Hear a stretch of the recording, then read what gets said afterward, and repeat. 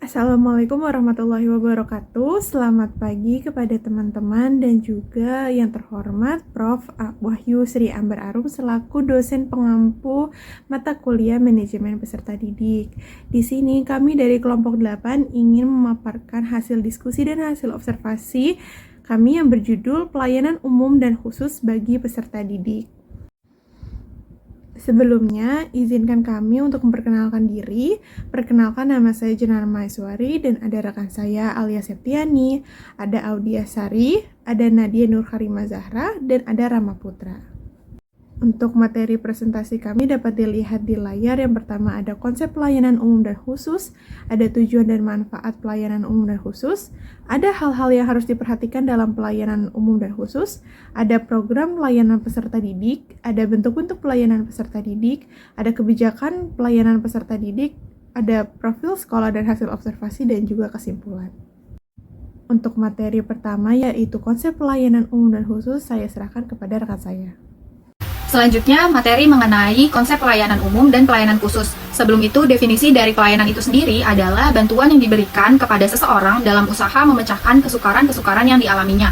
Bantuan tersebut diberikan kepada seorang individu pada setiap umur untuk menolongnya dalam mengatur kegiatan di hidupnya, mengembangkan pendirian atau pandangan hidupnya, membuat keputusan, dan memikul beban hidupnya sendiri. Pelayanan adalah kunci keberhasilan dalam berbagai usaha atau kegiatan yang bersifat jasa. Peran tersebut menjadi semakin penting dan menentukan ketika terdapat persaingan dalam layanan masyarakat untuk menarik pasar atau pelanggan. Secara umum, pelayanan ini dibagi menjadi dua, yaitu pelayanan umum dan pelayanan khusus. Keduanya memiliki peran penting dalam menjamin terpenuhinya hak dan kebutuhan masyarakat, namun dengan pendekatan dan sasaran yang berbeda. Pelayanan umum adalah bentuk pelayanan yang diselenggarakan oleh pemerintah atau lembaga yang ditunjuk untuk memenuhi kebutuhan dasar masyarakat secara luas tanpa membedakan latar belakang individu. Adapun beberapa pendapat para ahli, yaitu menurut Tanjung dan Hajar tahun 2018 mengemukakan bahwa pelayanan umum adalah kegiatan yang dilakukan oleh seseorang atas kelompok orang dengan landasan faktor material melalui sistem, prosedur, dan metode tertentu dalam rangka memenuhi kepentingan orang lain sesuai dengan haknya. Pelayanan umum menurut Keputusan Menpan nomor 81 tahun 1993 adalah segala bentuk kegiatan pelayanan yang dilaksanakan oleh instansi pemerintah di pusat, di daerah, dan di lingkungan badan usaha milik negara atau daerah dalam bentuk barang dan atau jasa, baik dalam rangka upaya pemenuhan kebutuhan masyarakat maupun dalam rangka pelaksanaan ketentuan peraturan perundang-undangan. Pelayanan ini bersifat terbuka, merata, dan berorientasi pada kepentingan publik. Pada hakikatnya, pelayanan umum adalah usaha untuk meningkatkan mutu dan produktivitas pelaksanaan tugas dan fungsi instansi pemerintah, mendorong untuk mengefektifkan sistem dan tata laksana pelayanan, serta mendorong tumbuhnya kreativitas, prakarsa, dan peran serta masyarakat dalam pembangunan untuk meningkatkan kesejahteraan. Pemerintah sebagai instansi penyedia pelayanan publik juga harus memberikan pelayanan umum kepada masyarakatnya. Pelayanan umum yang harus diberikan pemerintah terbagi dalam 3 kelompok, yaitu pelayanan administratif, pelayanan barang, pelayanan jasa. Pelayanan administratif adalah pelayanan berupa penyediaan berbagai bentuk dokumen yang dibutuhkan oleh publik, misalnya pembuatan kartu tanda penduduk atau KTP, sertifikat tanah, akte kelahiran, akte kematian, paspor, dan lain sebagainya. Selanjutnya, pelayanan barang adalah pelayanan yang menghasilkan berbagai bentuk atau jenis barang yang menjadi kebutuhan publik, misalnya jaringan telepon, penyediaan tenaga listrik, dan penyediaan air bersih. Selanjutnya, pelayanan jasa. Pelayanan jasa adalah pelayanan yang menghasilkan berbagai bentuk jasa yang dibutuhkan publik, misalnya pendidikan tinggi dan menengah, pemeliharaan kesehatan, penyelenggaraan transportasi, jasa pos, penanggulangan bencana, serta pelayanan sosial atau asuransi jaminan sosial. Dalam konteks dunia pendidikan, pelayanan umum yang disediakan oleh pemerintah seperti akses terhadap pendidikan secara merata merupakan fondasi penting bagi terciptanya kesetaraan kesempatan belajar bagi seluruh warga negara. Namun, untuk menjamin proses pendidikan berjalan secara optimal dan mampu menjawab kebutuhan individual peserta didik, dibutuhkan pelayanan khusus di lingkungan sekolah. Pelayanan khusus tidak hanya mendukung kegiatan belajar mengajar, tetapi juga berperan dalam mengatasi hambatan yang mungkin dihadapi peserta didik, serta mendorong pengembangan potensi diri secara menyeluruh. Pada masa sekarang, seiring dengan perkembangan lembaga pendidikan atau sekolah, diperlukan berbagai bentuk pelayanan khusus guna mendukung kelancaran proses belajar mengajar. Pelayanan khusus itu sendiri adalah kegiatan yang secara tidak langsung berkaitan dengan proses belajar mengajar di kelas. Namun, kepala sekolah memastikan atau mengurusnya khusus bagi siswanya agar dapat melaksanakan belajar mengajar secara maksimal. Pelayanan khusus adalah pelayanan yang diberikan secara khusus kepada peserta didik dan merupakan bantuan dalam usaha memecahkan kesukaran yang dialaminya serta pengembangan potensi diri agar ada rasa kepuasan pada peserta didik. Misalnya seperti pelayanan perpustakaan, pelayanan gedung dan halaman sekolah, serta pelayanan keamanan dan kesehatan peserta didik. Pelayanan khusus itu merupakan wadah untuk mempermudah pemenuhan kebutuhan peserta didik dalam mengembangkan kemampuan baik dalam aspek akademik maupun aspek lainnya dalam pendidikan. Apabila pelayanan khusus peserta didik di sekolah direncanakan secara sistematik, diorganisasikan dan dipimpin dengan sebaik-baiknya, dikoordinasikan secara berkelanjutan, serta dievaluasi secara berkesinambungan, maka hal tersebut akan membantu meningkatkan pencapaian tujuan pendidikan di sekolah secara efektif dan juga efisien.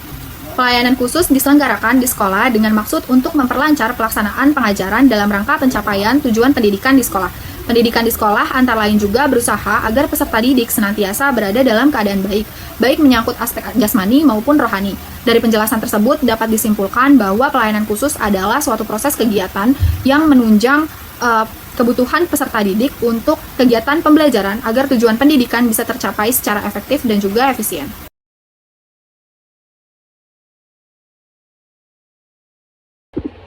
Oke, yang berikutnya ini ada tujuan pelayanan umum dan khusus.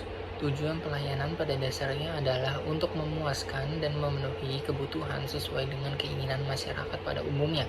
Dan untuk mencapai hal ini diperlukan kualitas pelayanan yang sesuai dengan harapan masyarakat. Kualitas pelayanan sendiri merupakan tolak ukur untuk menentukan bagaimana kinerja pelayanan di suatu lembaga penyedia layanan publik. Layanan khusus diadakan untuk menciptakan kondisi dan situasi yang menyenangkan dan nyaman bagi peserta didik. Diharapkan melalui proses pembelajaran yang baik akan berdampak pada pencapaian tujuan pendidikan yang optimal. Dengan demikian, melalui pelayanan khusus yang diberikan oleh sekolah akan menciptakan lingkungan sekolah yang aman dan nyaman guna menunjang berhasilnya proses pembelajaran serta dapat mengembangkan minat dan bakat peserta didik. Berikutnya ada manfaat pelayanan umum dan khusus. Menurut Kotler 2021 menyampaikan bahwa pelayanan merupakan suatu bentuk penilaian konsumen terhadap tingkat pelayanan yang diterima dengan tingkat pelayanan yang diharapkan. Apabila pelayanan yang diterima atau dirasakan sesuai dengan yang diharapkan, maka kualitas pelayanan dipersepsikan baik dan memuaskan serta bermanfaat bagi si pelanggan. Menurut Kotler 2021, terdapat 4 manfaat pelayanan, yaitu yang pertama, mengidentifikasi dengan benar kebutuhan dan persyaratan pelanggan. Artinya, pihak sekolah perlu memahami kebutuhan akademik, emosional, sosial, dan fisik peserta didiknya. Ini bisa melalui asesmen, observasi, konsultasi dengan guru, dan komunikasi dengan orang tua. Lalu yang kedua, menyampaikan harapan pelanggan kepada perancang produk. Kebutuhan peserta didik yang telah diidentifikasikan sebelumnya harus dikomunikasikan kepada pihak yang merancang kurikulum atau metode pembelajaran. Lalu yang ketiga, memastikan pesanan pelanggan dipenuhi dengan benar dan tepat waktu. Artinya, sekolah harus memastikan bahwa layanan yang dijanjikan, seperti contohnya itu program remedial, fasilitas pendidikan, beasiswa, dan lain sebagainya itu diberikan tepat sasaran dan tepat waktu. Lalu yang terakhir, tetap berhubungan dengan pelanggan setelah penjualan untuk memastikan bahwa mereka puas. Sekolah perlu memantau perkembangan peserta didiknya dan melakukan evaluasi terhadap layanan yang telah mereka berikan. Seperti contoh, memberikan konseling lanjutan setelah ada kasus siswa yang bermasalah atau pemantauan siswa berprestasi agar terus berkembang.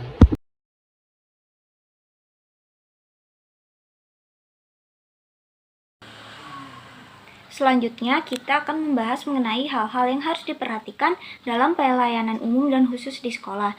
Nah, pelayanan di suatu lembaga pendidikan seperti sekolah itu dibagi menjadi 2 kategori utama, yaitu pelayanan umum dan juga khusus. Nah, keduanya ini memiliki peranan yang penting dalam proses pendidikan yang inklusif dan juga berkualitas. Nah, kita akan membahas yang pertama dulu, yaitu mengenai hal-hal yang harus diperhatikan pada pelayanan umum di sekolah. Pertama itu mengenai standar pelayanan publik atau SPP. Nah, sekolah itu harus menetapkan SPP ini yang mencakup komponen seperti prosedur layanan, terus waktu penyelesaian, biaya hingga evaluasi kinerja. Nah, SPP ini merupakan salah satu tolak ukur yang dipergunakan sebagai pedoman penyelenggaraan pelayanan dan juga acuan penilaian kualitas pelayanan. Nah, secara garis besar, SPP ini sama seperti prosedur pelayanan pada sekolah. SPP di sekolah itu harus disusun secara partisipatif, transparan, dan juga mengacu kepada kebutuhan peserta didiknya, orang tua, dan juga masyarakat. Nah, contoh dari SPP ini adalah layanan untuk legalisasi ijazah. Nah, prosedurnya itu yang pertama itu biasa siswa melengkapi atau mengisi formulir yang dibutuhkan. Lalu siswa itu menyerahkan berbagai dokumen yang dibutuhkan. Nah, selanjutnya menunggu kurang lebih 1 hari atau waktu yang telah ditentukan oleh pihak sekolah hingga ijazah tersebut itu prosesnya selesai. Yang kedua itu mengenai transparansi dan juga akuntabilitas. Nah, menurut Khairunisa et al. 2021, informasi mengenai layanan harus mulai diakses oleh seluruh warga sekolah dan setiap pelayanan harus dipertanggungjawabkan.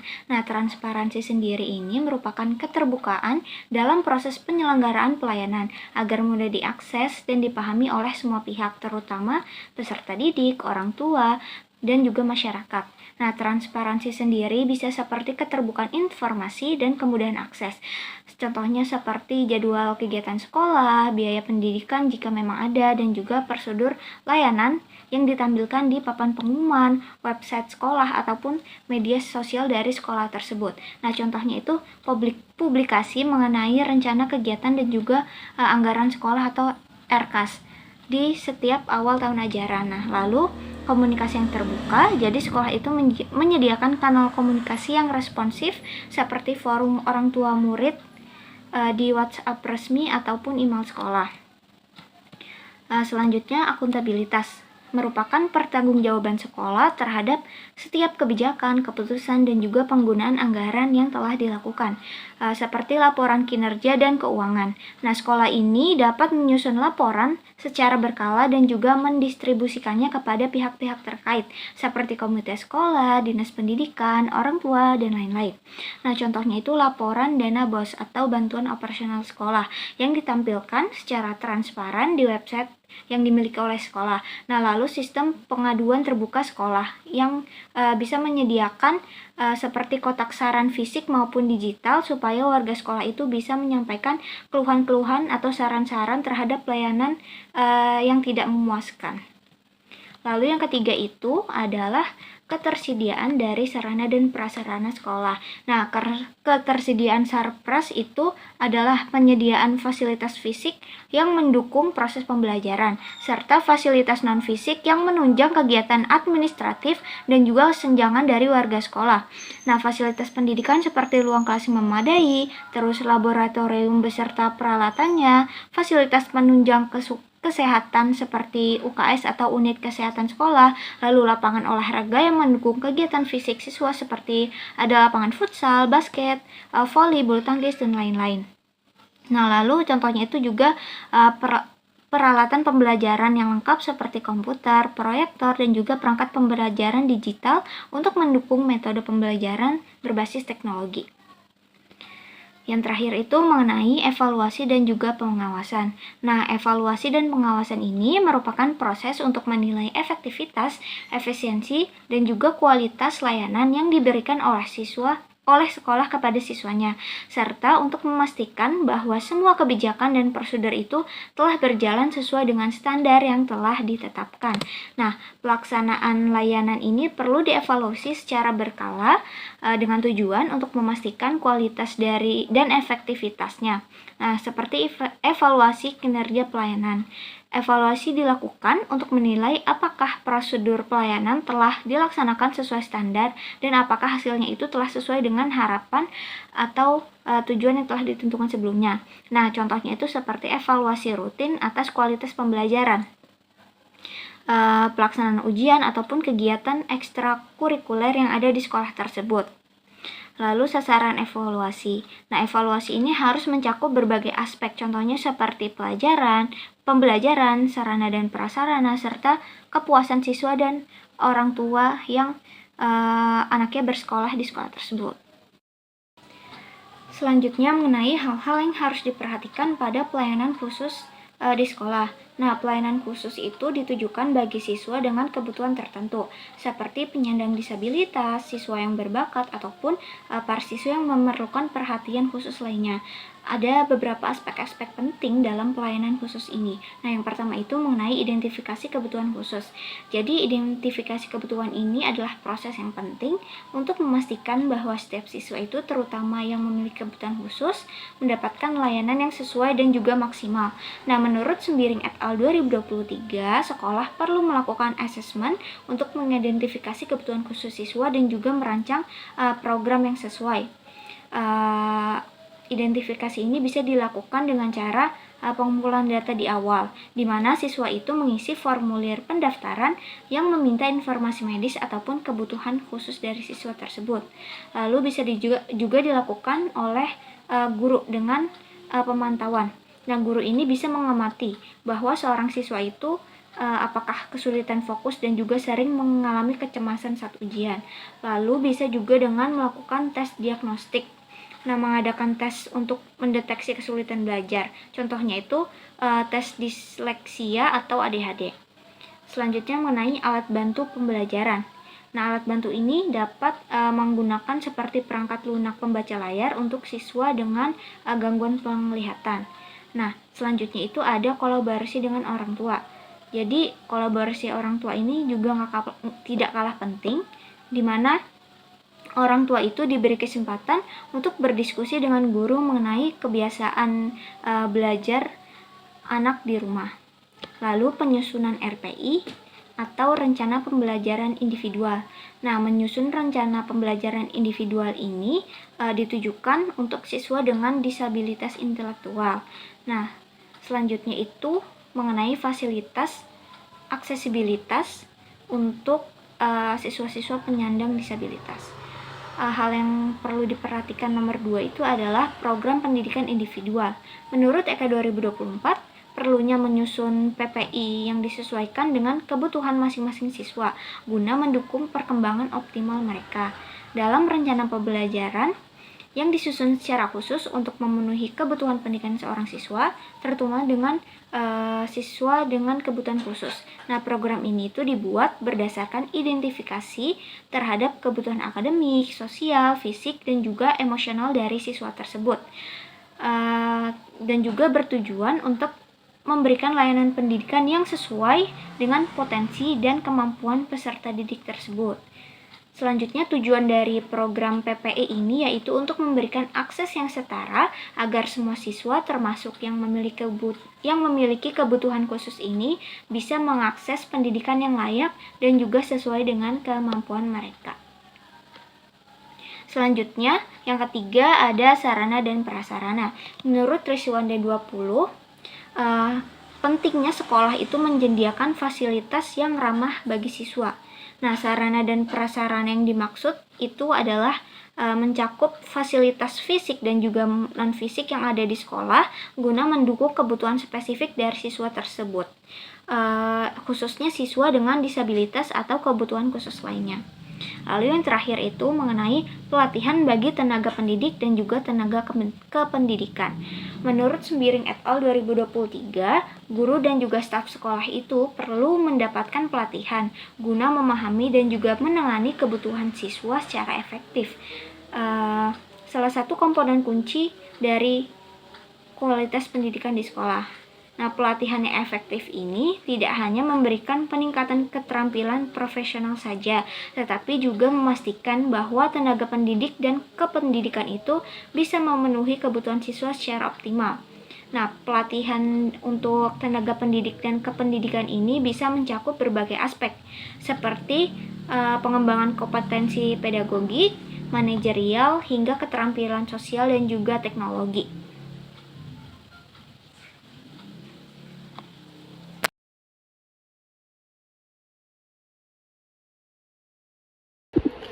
Oke, yang berikutnya ini ada program layanan peserta didik.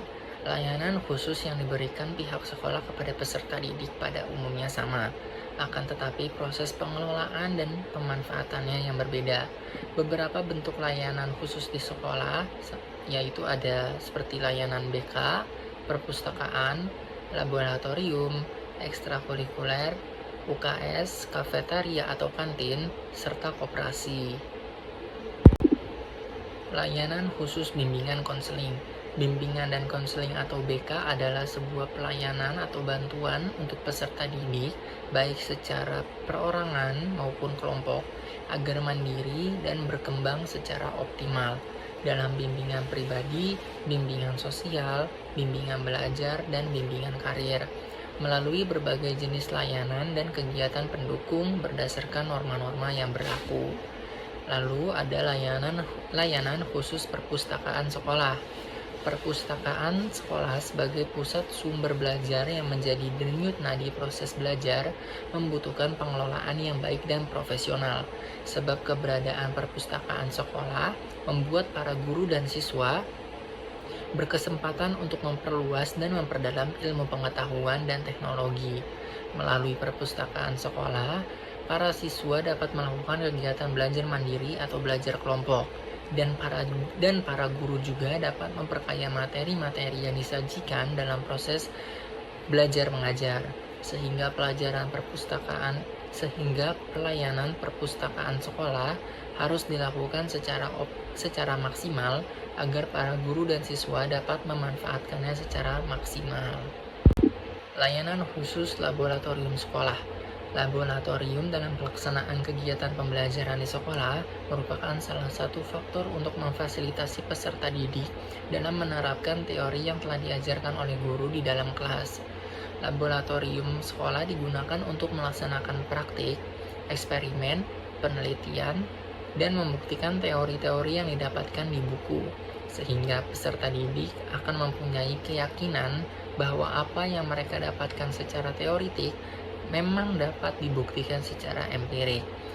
Oleh sebab itu, laboratorium perlu dikelola agar dapat berperan maksimal untuk mendorong keefektivitasan proses pembelajaran di sekolah. Lalu yang berikutnya ada layanan khusus ekstrakurikuler. Kegiatan ekstrakurikuler sebagai pendamping kurikuler di sekolah memberikan kesempatan kepada peserta didik untuk mengembangkan potensi, minat, bakat, dan hobi yang dimilikinya di luar jam pelajaran wajib. Bahkan, pelajaran ekstrakurikuler seringkali menjadi ciri khas suatu sekolah. Hal ini dikarenakan dalam menyediakan jenis kegiatannya disesuaikan dengan visi dan misi serta kondisi sekolah, terutama dengan sarana dan prasarana yang tersedia, sehingga setiap sekolah akan mempunyai jenis kegiatan ekstrakurikuler yang berbeda-beda. Layanan khusus usaha kesehatan sekolah. Program usaha kesehatan sekolah atau yang dikenal dengan UKS, yaitu pendidikan kesehatan, pelayanan kesehatan, dan pembinaan lingkungan sekolah sehat, merupakan suatu hal penting dalam mewujudkan peserta didik yang sehat dan cerdas. Sebab sekolah adalah faktor yang paling banyak berpengaruh dalam perkembangan kebiasaan hidup sehat anak di luar lingkungan keluarga. Lalu, layanan khusus kafetaria sekolah. Layanan kantin atau kafetaria merupakan salah satu bentuk layanan khusus di sekolah yang berusaha menyediakan makanan dan minuman yang dibutuhkan siswa. Kantin sekolah sebagai bagian integral dari keseluruhan program sekolah, sehingga tidak dipandang sebagai tempat pembuat keuntungan atau bisnis semata. Kafetaria juga dimanfaatkan sebagai media penanaman nilai hidup sehat bagi peserta didik. Misalnya, kebiasaan untuk selalu memilih makanan yang bersih, sehat, dan bergizi. Oke, lalu yang terakhir ada layanan khusus koperasi sekolah. Pembentukan koperasi sekolah di kalangan siswa dilaksanakan dalam rangka menunjang pendidikan siswa dan latihan berkoperasi. Koperasi sekolah sebagai langkah awal untuk menumbuhkan budaya koperasi dan bisa dijadikan sebagai wadah untuk memperlihatkan atau bahkan menjual hasil karya atau usaha peserta didik pada saat mengikuti mata pelajaran kewirausahaan di sekolah. Koperasi sebagai organisasi harus dapat bekerja dan melaksanakan kegiatan usahanya untuk mencapai tujuan sehingga bisa mandiri atau berdiri sendiri.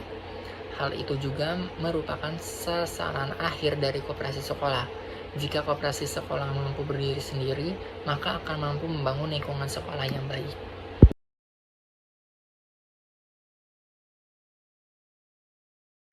Oke, masuk ke dalam bentuk-bentuk dalam pelayanan peserta didik. Nah, pelayanan peserta didik adalah salah satu aspek penting dalam dunia pendidikan yang mana ini bertujuan untuk mendukung keberhasilan proses belajar dan perkembangan siswa secara menyeluruh.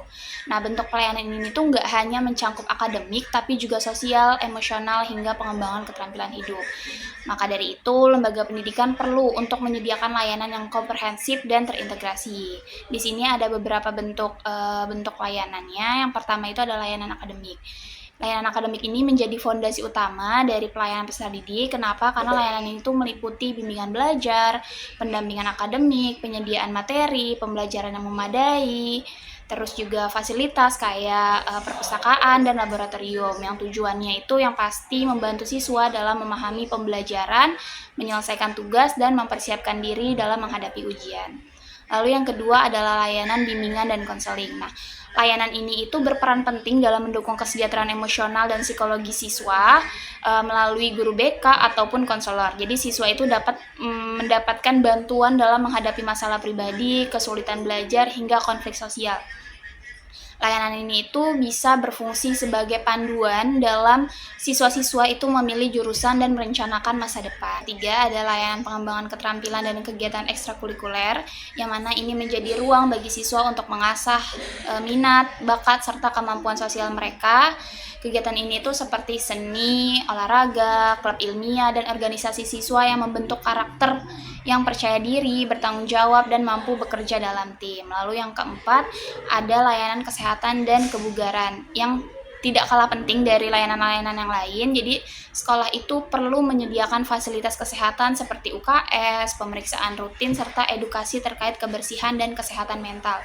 Tujuannya untuk memastikan siswa dalam kondisi fisik dan mental yang prima agar proses belajar dapat berjalan dengan optimal.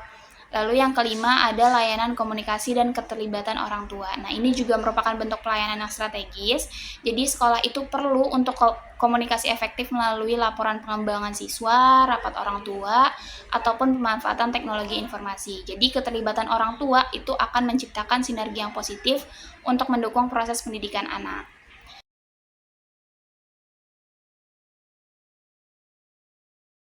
Selanjutnya, materi tentang kebijakan pelayanan peserta didik. Dalam konteks pendidikan nasional, peserta didik merupakan subjek utama dalam proses pembelajaran. Oleh karena itu, seluruh kebijakan dan kegiatan pendidikan harus berorientasi pada pemenuhan kebutuhan, perlindungan hak, serta pengembangan potensi peserta didik secara menyeluruh. Kebijakan pelayanan peserta didik merupakan seperangkat aturan, prosedur, dan program yang dirancang untuk memberikan jaminan terhadap terselenggaranya layanan pendidikan yang menyeluruh, inklusif, adil, dan berkelanjutan. Mulai dari proses penerimaan siswa, layanan pembelajaran, pengembangan karakter, sampai dengan perlindungan fisik dan psikologis peserta didik di lingkungan sekolah. Secara umum, kebijakan pelayanan peserta didik bertujuan untuk memastikan bahwa setiap anak yang mengenyam pendidikan mendapatkan hak-haknya sebagai warga negara dan individu yang sedang tumbuh dan berkembang. Tujuan utama dari kebijakan ini adalah untuk menjamin kesetaraan akses, kualitas layanan pendidikan, perlindungan terhadap segala bentuk kekerasan dan diskriminasi, serta optimalisasi pengembangan potensi akademik maupun non-akademik peserta didik. Dalam tataran kebijakan nasional, hal ini sejalan dengan Undang-Undang Nomor 20 Tahun 2003 tentang Sistem Pendidikan Nasional, yang menyatakan bahwa setiap warga negara berhak memperoleh pendidikan yang bermutu. Adapun beberapa kebijakan pelayanan peserta didik, yaitu pertama, ada kebijakan penerimaan peserta didik baru atau PPDB. PPDB ini adalah proses penarikan calon peserta didik untuk dijadikan input sekolah. Kegiatan ini rutin dilakukan sekolah setiap tahun ajaran baru. Tahap PPDB harus dikelola dan dilaksanakan sesuai standar kebijakan yang telah ditetapkan pemerintah. penerimaan peserta didik baru diselenggarakan setiap tahun untuk menyeleksi calon peserta didik baru berdasarkan nilai akademik dan variabel lainnya agar dapat melanjutkan pendidikan ke jenjang yang lebih tinggi. Dasar kebijakan pelaksanaan PPDB diatur dalam Peraturan Menteri Pendidikan dan Kebudayaan Republik Indonesia Nomor 1 Tahun 2021 yang bertujuan untuk pemerataan akses dan kualitas pendidikan serta menghapus diskriminasi dalam penerimaan siswa baru. Pelaksanaan PPDB ini menekankan prinsip transparansi, objektivitas, akuntabilitas, dan non-diskriminatif. Salah satu pendekatan yang diterapkan adalah sistem zonasi, yang bertujuan untuk pemerataan akses pendidikan, mengurangi praktik sekolah unggul, dan mendorong peran sekolah-sekolah di seluruh wilayah agar memiliki mutu pendidikan yang merata. Selain itu, terdapat juga jalur afirmasi untuk peserta didik dari keluarga yang kurang mampu, jalur prestasi bagi siswa dengan capaian akademik maupun non-akademik, dan jalur perpindahan orang tua sebagai bentuk fleksibilitas dalam dinamika sosial masyarakat. Setelah peserta didik diterima di satuan pendidikan, kebijakan pelayanan tidak berhenti hanya pada aspek administratif, melainkan berlanjut pada pemberian layanan pembelajaran dan pengembangan diri. Dalam hal ini, sekolah wajib menyelenggarakan proses pembelajaran yang berpusat pada peserta didik, yakni pendekatan yang mengakomodasi keberagaman karakteristik peserta didik, baik dari segi kemampuan kognitif, latar belakang sosial budaya, kondisi emosional, hingga kebutuhan khusus. Kebijakan ini menekankan pentingnya pendekatan diferensiasi yang memungkinkan guru untuk menyesuaikan metode, media, dan strategi pembelajaran agar sesuai dengan kebutuhan masing-masing peserta didik. Yang kedua, kebijakan layanan khusus. Kebijakan layanan khusus bertujuan memberikan pendidikan yang layak bagi peserta didik yang menghadapi hambatan fisik, sosial, geografis, atau ekonomi. Kelompok ini mencakup anak-anak dengan kebutuhan khusus atau disabilitas, anak jalanan, anak di daerah bencana atau konflik, serta anak-anak di daerah terpencil, terluar, dan tertinggal. Pemerintah mengembangkan model sekolah inklusif dan layanan pendidikan berbasis komunitas untuk memastikan bahwa anak-anak dari kelompok marginal ini tetap mendapatkan hak atas pendidikan. Sekolah-sekolah penyelenggara inklusi dilengkapi dengan guru pendamping khusus, alat bantu belajar, dan kurikulum yang fleksibel sesuai kebutuhan peserta didik. Selain itu, kebijakan layanan khusus juga diwujudkan dalam bentuk penyelenggaraan sekolah terbuka, sekolah rumah atau homeschooling, dan pendidikan non-formal seperti PKBM atau Pusat Kegiatan Belajar Masyarakat. Program-program ini dibuat agar peserta didik yang tidak dapat mengikuti pendidikan reguler tetap bisa belajar secara fleksibel dan memperoleh ijazah yang diakui oleh negara. Pemerintah juga memberi dukungan melalui beasiswa, program afirmasi, dan penguatan kapasitas guru agar lebih mampu mengelola keberagaman di kelas. Yang ketiga, kebijakan bimbingan konseling atau BK. Dalam praktiknya, layanan BK mencakup 4 bidang utama, yaitu bimbingan pribadi, sosial, belajar, dan karir. Melalui layanan ini, peserta didik diberikan pendampingan dalam menghadapi masalah emosi, kesulitan belajar, dinamika, hubungan sosial di sekolah, serta perencanaan masa depan setelah lulus. Guru BK atau konselor memiliki peran penting dalam membentuk karakter, membangun kesadaran diri, dan juga mencegah munculnya perilaku menyimpang di kalangan siswa. Yang keempat, kebijakan perlindungan peserta didik, yaitu memastikan bahwa sekolah menjadi tempat yang aman, nyaman, dan bebas dari berbagai bentuk kekerasan. Perlindungan ini mencakup pencegahan terhadap kekerasan fisik, verbal, emosional, seksual, serta tindakan perundungan atau bullying, baik di lingkungan sekolah maupun secara daring atau cyberbullying. Pemerintah melalui Permendikbud Nomor 46 Tahun 2023 mewajibkan setiap satuan pendidikan membentuk Tim Pencegahan dan Penanganan Kekerasan atau TPPK yang bertugas menyusun kebijakan, menyosialisasikan, serta menangani kasus kekerasan yang terjadi di sekolah. Kebijakan ini juga menekankan pentingnya edukasi tentang hak anak, nilai-nilai anti-diskriminasi, kesetaraan gender, serta komunikasi yang sehat antara guru dan siswa. Perlindungan tidak hanya diberikan kepada korban kekerasan, tetapi juga mencakup pelaku dalam bentuk rehabilitasi dan pembinaan. Kelima, kebijakan kesehatan dan kesejahteraan peserta didik. Kesehatan dan kesejahteraan peserta didik sangat menentukan keberhasilan proses belajar.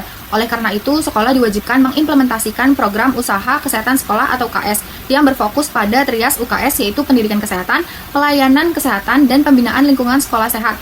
Sekolah bekerja sama dengan puskesmas atau tenaga kesehatan untuk memberikan pemeriksaan rutin, imunisasi, penyuluhan gizi, dan pertolongan pertama. Kebijakan ini juga mencakup penyediaan fasilitas seperti toilet bersih, kantin sehat, dan tempat cuci tangan yang layak. Di samping itu, kesejahteraan mental peserta didik menjadi fokus penting, terutama pasca pandemi COVID-19. Banyak peserta didik mengalami stres, kecemasan, bahkan depresi karena tekanan belajar dan isolasi sosial. Kebijakan pelayanan kini mulai memasukkan dukungan psikososial sebagai komponen wajib.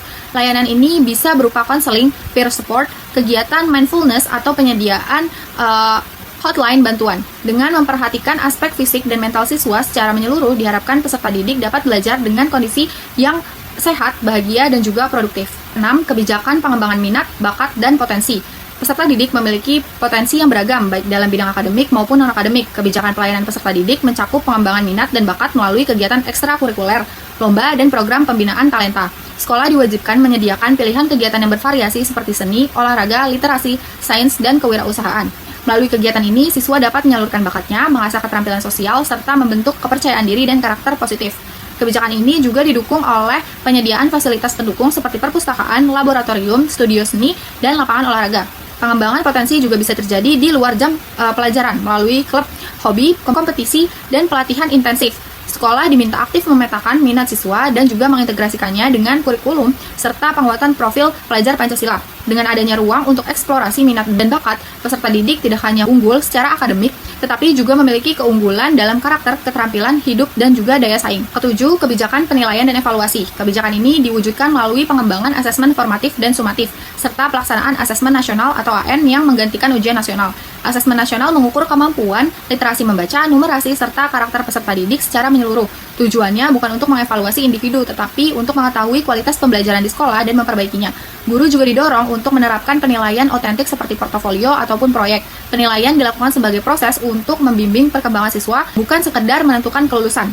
Dengan penilaian yang adil, kontekstual, dan mendalam, siswa dapat memahami kelebihan dan kekurangannya, serta lebih termotivasi dalam belajar. Evaluasi juga mencakup umpan balik yang membangun, sehingga pembelajaran menjadi proses interaktif yang memperkuat kualitas pendidikan. Terakhir, ke-8, kebijakan partisipasi orang tua dan masyarakat. Pendidikan bukan hanya tanggung jawab sekolah, tetapi juga keluarga dan masyarakat.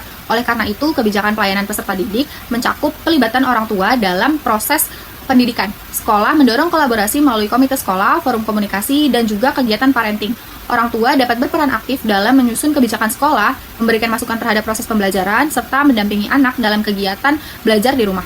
Hubungan yang baik antara sekolah dan orang tua akan menciptakan sinergi yang mendukung perkembangan siswa secara menyeluruh.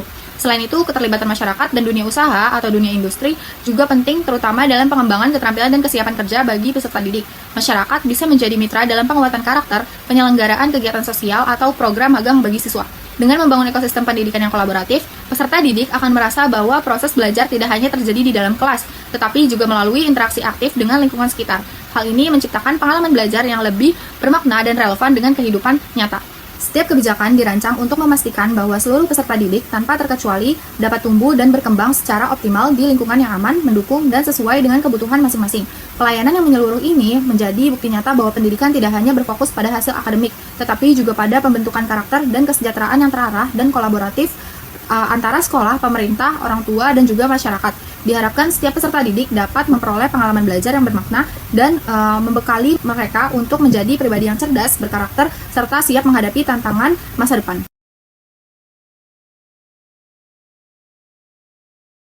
Selanjutnya kita masuk ke profil sekolah dan hasil observasi. Nah, berikut adalah profil sekolah yang telah kita ambil. Yang pertama, kita observasi di SMA Negeri 30 Jakarta pada hari Senin 14 April 2025 lalu. Terus juga kita observasi di jam 7.30 sampai jam 11. Dan sekolah ini beralamat di Jalan Jenderal Ahmad Yani, Jakarta Pusat, yang dikepalasekolahi oleh Ibu Cahyani MPD.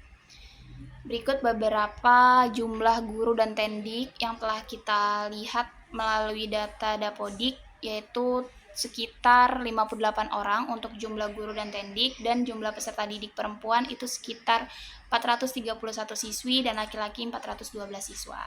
Dan kurikulum yang digunakan dalam SMA Negeri 30 Jakarta ini masih menganut kurikulum merdeka dengan jumlah rombel di sekolah yaitu 24 rombel.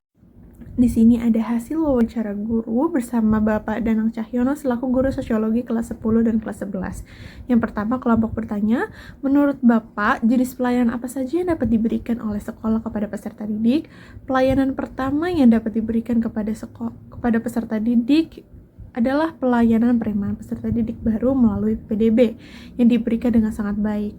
Peserta didik baru akan didata, meliputi pendataan identitas, bantuan yang pernah diterima, pendataan prestasi, dan juga pendataan berkebutuhan khusus. Nah, pelayanan yang diberikan kepada peserta didik berkebutuhan khusus ini harusnya itu dipisahkan dengan peserta didik biasa. Hal ini dilakukan untuk memastikan agar peserta didik berkebutuhan khusus itu mendapatkan pelayanan yang setara dengan peserta didik yang biasa. Namun, sesuai arahan dari pemerintah, peserta didik berkebutuhan khusus ini mendapatkan pelayanan yang sama dengan arti kelas antara peserta didik berkebutuhan khusus dengan kelas peserta didik biasa itu digabungkan. Nah, perbedaan pelayanan ini terletak hanya pada kesabaran gurunya. Gurunya itu biasanya lebih sabar kepada peserta didik yang memiliki kebutuhan khusus, dan juga penilaian yang diberikan itu sesuai dengan kemampuan peserta didik yang berkebutuhan khusus. Nah, dari pertanyaan yang kedua ini adalah seberapa penting penjaminan mutu pelayanan yang diberikan untuk memastikan pemenuhan kebutuhan peserta didik. Nah, Bapak Danang ini menjawab kalau misalnya itu sangat penting. Sekolah memiliki visi misi sekolah untuk menjamin mutu pelayanan peserta didik. Selain itu, guru juga akan diberikan pelatihan untuk menjaga mutu pelayanan. Nah, setelah dilakukan pelatihan ini, biasanya guru akan dievaluasi lebih lanjut untuk dilihat apakah membutuhkan pelatihan yang lebih lanjut ataupun tidak. Selanjutnya, untuk pertanyaan ketiga adalah bagaimana pembelajaran dilakukan di SMAN 30 Jakarta. Nah, Bapak Danang Cahyono ini menjawab kalau misalnya rata-rata guru di SMAN 30 Jakarta ini sudah menggunakan media pembelajaran digital seperti PPT, Canva, atau kuis untuk memudahkan peserta didik untuk memahami pembelajaran. Hal ini tuh memberikan dampak positif bagi peserta didik karena peserta didik itu jadi antusias, lebih semangat karena media pembelajarannya itu beragam. Terkadang peserta didik itu lebih memperhatikan guru ketika menggunakan media pembelajaran video ataupun media pembelajaran digital lainnya dibandingkan guru yang selalu berceramah di depan kelas. Kemudian di pertanyaan keempat, kelompok bertanya bagaimana layanan pembelajaran yang diberikan dapat mempengaruhi minat belajar dan prestasi peserta didik. Nah, karena sebelumnya kan sudah dijawab dengan adanya metode pembelajaran yang bervariasi melalui pembelajaran digital itu, motivasi pembelajaran peserta didik itu jadi meningkat. Karena dari metode pembelajaran digital ini juga membuat peserta didik itu jadi melek dengan teknologi.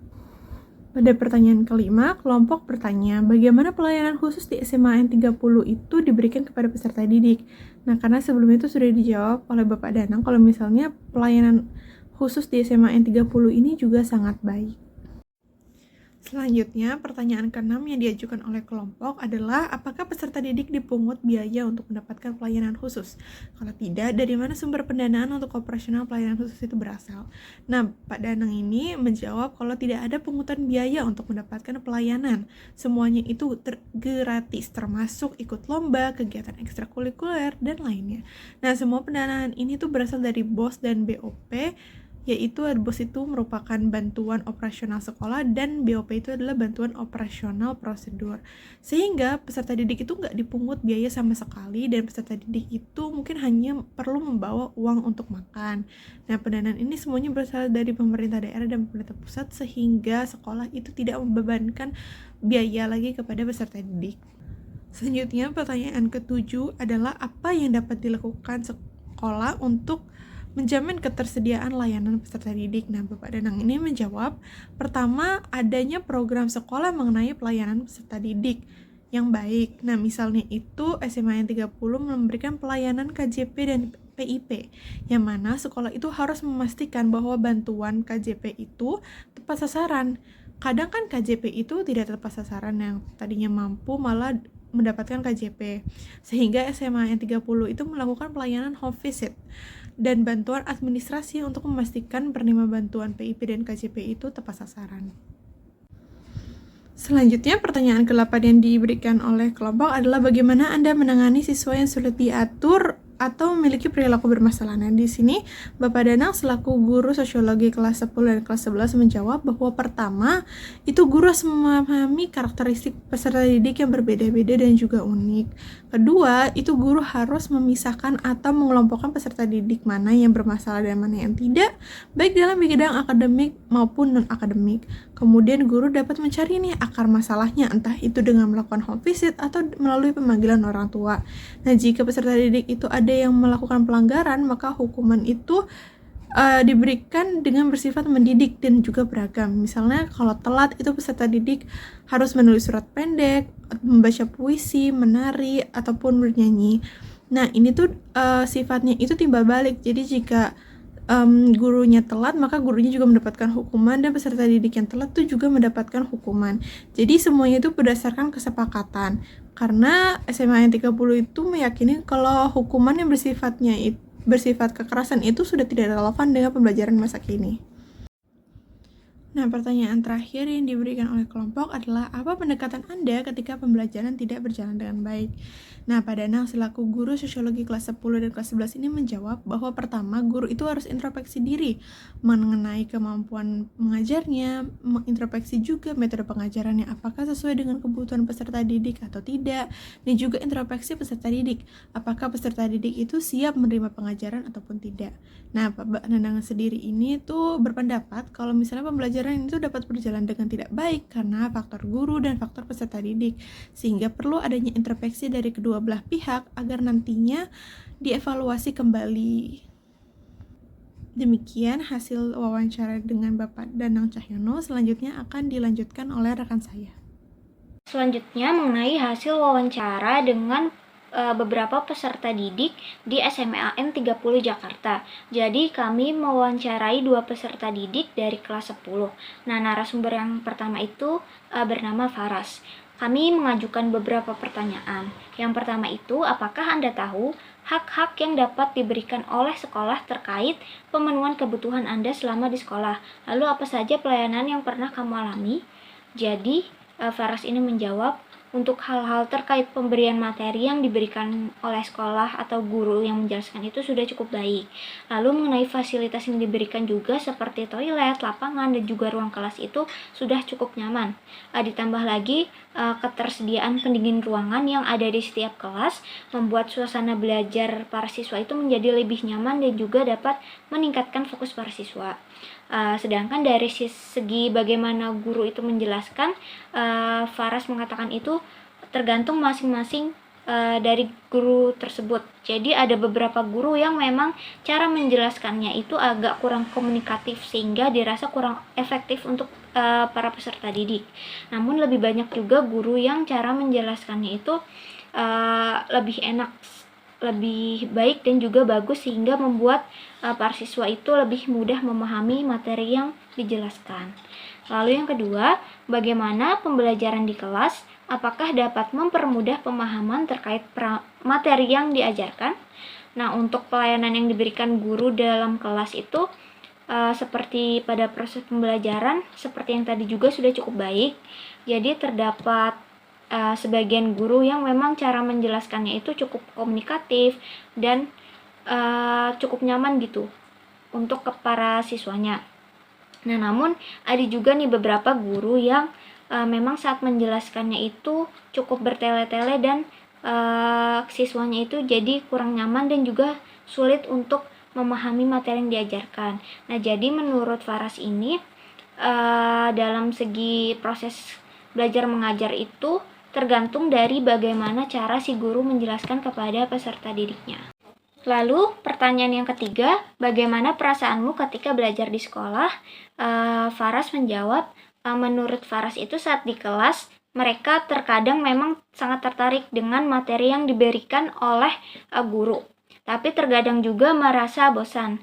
Jadi tergantung dari mata pelajaran apa dan materi apa yang sedang diajarkan. Contohnya, kalau Farah sendiri kan menganggap matematika itu cukup sulit, tapi terkadang juga menyenangkan jika kita itu sudah memahami konsepnya dan juga membuatnya cukup penasaran dan tertarik untuk mempelajari matematika ini. Namun balik lagi kepada guru yang menjelaskan materi tersebut. Lalu untuk pertanyaan yang keempat, apakah kamu merasa pelayanan khusus yang diberikan sekolah, contohnya layanan konseling, kesehatan, kantin, ekstrakurikuler, dan juga lainnya, dapat membantu dalam menjalankan aktivitas di sekolah? Faras menjawab, dari segi kesehatan sekolah telah menyediakan berbagai fasilitas kesehatan di UKS atau unit kesehatan sekolah. Nah, jika para siswa sakit itu bisa langsung menuju UKS untuk beristirahat sejenak, lalu obat-obatan yang ada di UKS itu sudah cukup lengkap. Bahkan tersedia juga oksigen yang jumlahnya cukup banyak. Jadi untuk segi fasilitas kesehatan di SMAN 30 Jakarta ini sudah cukup memadai. Selanjutnya mengenai konseling dengan guru BK. Nah, konseling dengan guru BK di SMAN 30 ini juga sudah cukup memadai. Seperti saat siswa ingin konseling itu eh, seperti biasanya harus membuat janji dulu dengan guru BK yang bersangkutan, karena dikhawatirkan beliau itu sedang mengajar di kelas-kelas lain. Lalu pertanyaan yang kelima, apa saran atau kritik yang mau kamu sampaikan kepada sekolah terkait dengan pemberian layanan pendidikan? Jadi Faris menjawab, untuk kritiknya sendiri mungkin dari segi internetnya. Terkadang guru yang bersangkutan itu suka mengubah-ubah password WiFi tanpa melakukan sosialisasi dulu kepada para siswanya. Sehingga saat mereka itu ingin mengerjakan tugas melalui smartphone atau laptop itu mereka kesulitan untuk mengakses jaringan internetnya, karena kan kalau memakai kuota pribadi itu cukup boros. Lalu yang terakhir, apakah kalian merasa pelayanan khusus yang diberikan seperti layanan konseling, kesehatan, kantin, ekstrakurikuler, dan juga transportasi bisa membantu kalian untuk beraktivitas di sekolah? Faras menjawab, pelayanan khusus yang ada di SMA N30 Jakarta itu sudah cukup membantu. Contohnya itu ketersediaan akses transportasi seperti Transjakarta yang haltenya itu persis di depan SMA N30 Jakarta. Lalu juga ada bis sekolah yang tersedia dan juga para siswa ini bisa menggunakan untuk alat transportasi mereka menuju ke rumah. Lalu fasilitas lainnya juga sudah cukup membantu menurut Faras. Selanjutnya kami mewawancarai siswa yang kedua bernama Akila dan dia juga dari kelas 10. Jadi kami mengajukan beberapa pertanyaan juga yang sama dengan yang kami ajukan kepada Faras tadi. Yang pertama itu, apakah Anda tahu hak-hak yang dapat diberikan oleh sekolah terkait pemenuhan kebutuhan Anda selama di sekolah? Apa saja pelayanan yang pernah kamu alami? Jadi Akila ini menjawab, untuk fasilitas yang diberikan sekolah pada peserta didiknya itu sudah cukup baik.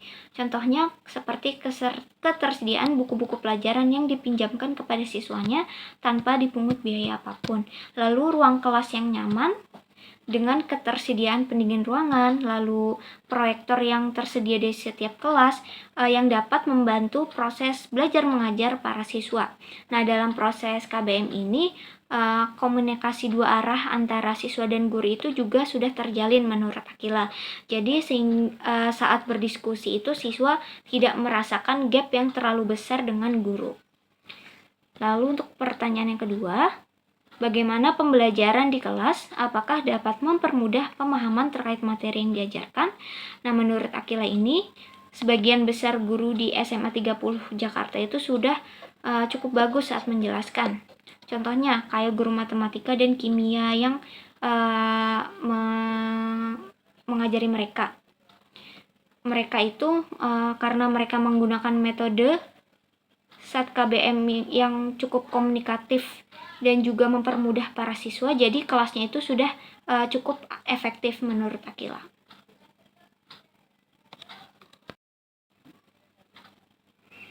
Lalu pertanyaan yang ketiga, bagaimana perasaanmu ketika belajar di sekolah? Nah, menurut Akila ini saat belajar di sekolah, khususnya dalam kelas itu, ia merasa cukup menyenangkan ya, karena bisa berkomunikasi dengan para siswa lainnya. Nah, jika emang dia sedang mengalami burnout itu, biasanya Akila itu melepaskan stresnya dengan membaca buku di perpustakaan yang telah tersedia di SMA N30 Jakarta. Nah, perpustakaan di sana itu juga cukup lengkap sehingga bisa memenuhi kebutuhan para siswanya. Lalu pertanyaan keempat, apakah kamu merasa pelayanan khusus yang diberikan sekolah seperti layanan konseling, kesehatan, kantin, ekstrakurikuler, transportasi itu dapat membantu dalam menjalankan aktivitas di sekolah? Akila menjawab, untuk fasilitas kesehatan yang disediakan oleh sekolah itu sudah cukup memadai. Nah, contohnya itu saat kegiatan upacara, kan terkadang ada siswa yang sakit atau bahkan pingsan. Nah, untuk pertolongan pertamanya itu sudah cukup tanggap. Lalu untuk fasilitas di kantin sendiri sudah cukup lengkap, di mana setiap penjual di kantin itu sudah menjelaskan mengenai informasi nutrisi yang terkandung di dalam makanan tersebut dengan menempelnya di depan gerai mereka. Jadi sudah tertera berapa kalori makanan tersebut, lemak yang ada, gula, dan lain-lain. Jadi siswa itu dapat memperhatikan sendiri dan juga memilah-milah makanan yang akan ia konsumsi. Selanjutnya untuk bimbingan konseling sendiri sudah cukup berjalan, dan beliau juga sudah sangat cukup mengarahkan para siswanya gitu untuk contohnya dalam hal penjurusan mengenai universitas. Jadi peran guru BK menurut Akila itu cukup penting. Lalu pertanyaan kelima, apa saran atau kritik yang mau kamu sampaikan kepada sekolah terkait dengan pemberian layanan pendidikan? Jadi Akila itu menjawab kritikannya dari segi buku pelajarannya. Jadi di SMA 30 Jakarta itu menggunakan buku pelajaran yang masih dicampur mengenai beberapa pelajaran, walaupun sudah mereka itu sudah di SMA. Contohnya itu buku pelajaran IPA dan IPS ada yang digabungkan. Padahal menurut Akila itu sudah ada beberapa pelajaran IPA yang lebih rinci seperti biologi, fisika, kimia, dan lain-lain. Nah, menurutnya buku pelajarannya itu lebih baik dipisah sehingga lebih terfokus ke satu bidang keilmuan saja dan juga tidak terdistraksi dengan materi lainnya, sehingga menyulitkan para siswanya untuk memahami materi karena harus mencari lebih banyak lagi dari berbagai macam sumber lain. Lalu pertanyaan yang terakhir itu, apakah kalian merasa pelayanan khusus yang diberikan seperti layanan konseling, kesehatan, kantin, ekstrakurikuler, dan juga transportasi itu bisa membantu kalian dalam beraktivitas di sekolah? Jadi untuk layanan khusus menurut Akila itu sudah cukup membantu para siswanya. Contohnya itu sama seperti Faras tadi mengenai transportasi yang ada. Jadi di depan SMA 30 Jakarta itu sudah ada halte dan juga bis sekolah yang tersedia. Lalu untuk kantin juga sudah cukup memadai dan juga kebersihannya sudah terjaga, dan juga ruangan BK sendiri sudah cukup nyaman bagi para siswanya sendiri. Jadi para siswa itu nggak perlu khawatir atau cemas saat konseling ke ruang BK. Terakhir, kesimpulan. Pelayanan terhadap peserta didik, baik yang bersifat umum maupun khusus, merupakan bagian penting dalam penyelenggaraan pendidikan yang berkualitas dan juga inklusif. Pelayanan umum mencakup aspek-aspek dasar seperti pembelajaran, administrasi, dan sarana-sarana yang berlaku untuk semua peserta didik. Sementara itu, pelayanan khusus disediakan untuk peserta didik dengan kebutuhan tertentu, seperti siswa dengan disabilitas, siswa yang berbakat, ataupun yang berasal dari latar belakang sosial ekonomi kurang mampu. Tujuan dari pemberian layanan ini adalah untuk menjamin pemenuhan hak pendidikan bagi seluruh peserta didik, meningkatkan mutu proses belajar mengajar, serta mendukung perkembangan akademik dan juga non-akademik secara holistik. Implementasi pelayanan yang efektif memerlukan dukungan kebijakan, kolaborasi antar pemangku kepentingan, pelatihan guru, dan juga evaluasi yang berkelanjutan. Dalam melaksanakan pelayanan umum dan khusus di sekolah, harus memperhatikan beberapa hal penting, seperti dalam pelayanan umum, harus memperhatikan standar pelayanan publik atau SPP, transparansi dan akuntabilitas, ketersediaan sarpras, serta evaluasi dan juga pengawasan. Sedangkan dalam pelayanan khusus harus memperhatikan hal-hal seperti melakukan identifikasi kebutuhan, ketersediaan sarpras, program pendidikan individual, serta pelatihan bagi tenaga pendidik dan juga kependidikan. Lalu beberapa bentuk layanan khusus di sekolah itu contohnya seperti layanan bimbingan konseling atau BK, perpustakaan, laboratorium beserta perlengkapannya, ekstrakurikuler, UKS, kafetaria, koperasi, dan lain-lain.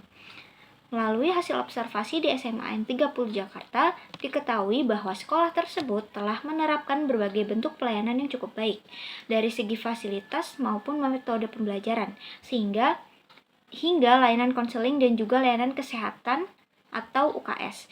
Meski begitu, masih ada ruang untuk perbaikan, contohnya dalam hal akses internet dan juga penyusunan materi ajar oleh para guru. Namun secara keseluruhan, pelayanan peserta didik yang optimal akan menciptakan lingkungan belajar yang aman, nyaman, dan juga dapat mendukung pencapaian tujuan dari pendidikan nasional.